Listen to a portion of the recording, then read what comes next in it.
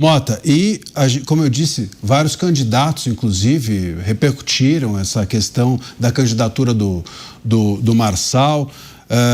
O Haddad falou disso, a gente vai mostrar daqui a pouquinho, mas o Renan também deu uma declaração, né, e disse, até saiu nas manchetes, ele dizendo que a disputa, né, a entrada do Marçal na disputa eleitoral beneficia o Flávio. Então, a leitura do Renan Santos, do Missão, é de que o Flávio é beneficiado pela entrada do Marçal nessa disputa. O que, enfim, como a gente disse, né, tem várias visões, a do Renan é essa. A gente tem até no ponto uma fala dele que ocorreu ontem numa conferência aqui em São Paulo e ele falou do assunto. Vamos ver. Eu não vi ainda, porque ontem eu tive um evento, aí disse que o Marçal hoje ele está fazendo aparições públicas. Ele é um personagem folclórico da política brasileira. Era até esperado que ele fosse aparecer agora e fazer algum tipo de bagunça. E eu acho que esse tipo de coisa é para beneficiar o Flávio. Eu nem vi declaração nenhuma dele, mas imagino que seja para beneficiar o Flávio Bolsonaro. Ele estava trabalhando com o Flávio Bolsonaro, era um consultor de marketing do Flávio. Então, não imagino nada muito diferente disso. Bom, agora, ele não explica, né? Ele diz que, enfim, ele estava trabalhando com o Flávio Bolsonaro e etc. Eu confesso a você que a gente precisa entender o seguinte, né? Essa é a conta. A conta é que precisa levar em consideração a situação jurídica dele.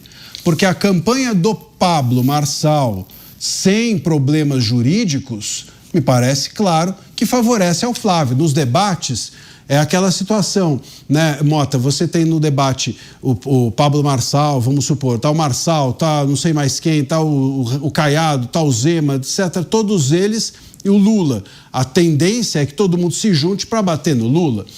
Esse tipo de situação, a gente viu o Lula fazer durante muitas vezes. Muitas vezes o Lula usava, como a gente chamava, linhas auxiliares, né, durante a campanha e durante os debates, né? Então tinha ali o candidato do PSTU, tinha o candidato do PSOL, do P não sei quê, do P não sei que lá, sempre tem um candidato desses partidos que a gente não sabe nem que existem até chegar à eleição e eles servem de linha auxiliar. Então ficam levantando bola para o Lula chutar para o gol durante os debates, servem para dispersar as críticas concentradas no Lula, enfim, e servem até mesmo durante, não só nos debates televisivos, mas isso acontece durante toda a campanha. Eles absorvem manchetes e depois absorvem votos e depois no segundo turno os entregam de bandeja para o seu candidato, no caso para o Lula. Mas eu volto a insistir no ponto, porque se o Marçal não poderá estar no segundo turno,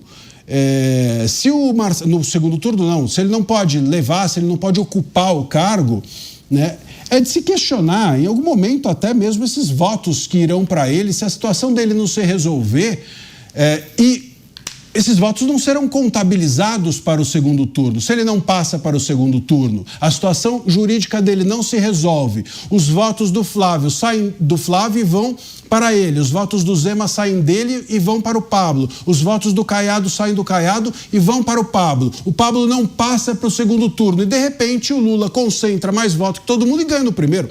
A gente precisa cogitar isso. Precisa cogitar essa possibilidade. Nesse caso, não me parece que a candidatura dele conseguiria beneficiar de forma alguma, né, ao Flávio. Então, a gente precisa lembrar aqui que o Lula tem um risco para a direita, existe um risco concreto. Até eu estava vendo o próprio Pablo Marçal numa entrevista dizendo isso, falando assim, que a estratégia do Lula durante todas as campanhas, todas, foi a de criar linhas acessórias para ajudá-lo.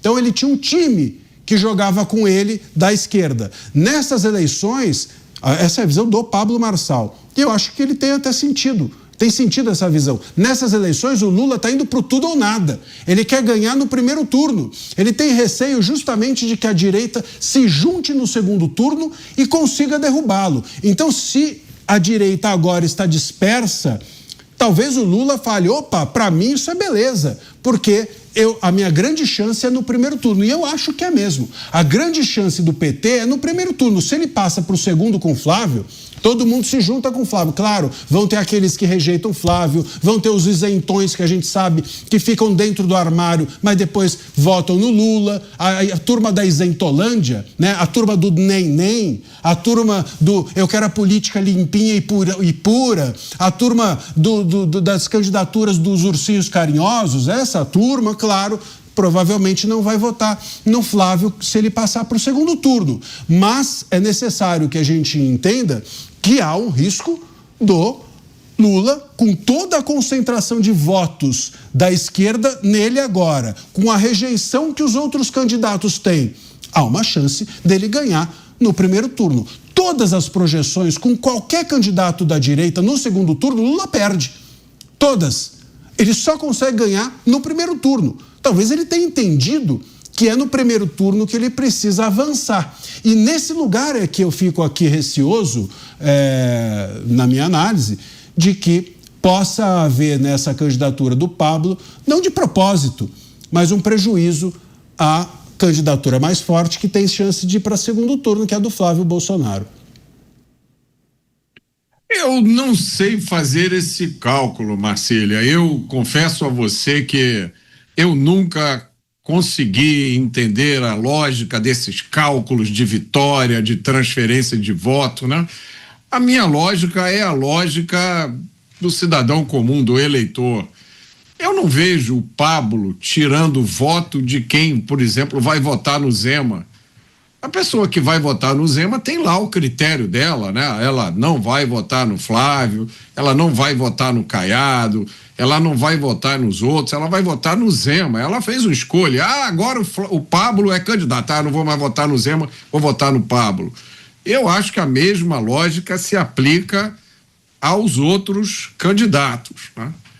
Eu não consigo fazer essa avaliação se a entrada do Pablo vai retirar votos. E quanto a essa questão da insegurança, porque é esse cenário que você está traçando, né? É um cenário de a pessoa é candidata, mas aí se eu votar nele, o que acontece com o meu voto? Meu voto não vai ser válido. Essa é a insegurança jurídica em que a gente vive hoje, né? É uma insegurança jurídica que sempre existiu, porque a legislação eleitoral é complicadíssima. A gente vê decisões judiciais que mudam resultados eleitorais anos depois que a eleição já aconteceu. Então, na verdade, essa insegurança é permanente. Ninguém sabe se a pessoa que foi eleita, né, amanhã não vai ser aberto um processo por alguma coisa que ela disse, ou uma conta de campanha que não foi apresentada direito, e daqui a 2, 3 anos ela perde o mandato.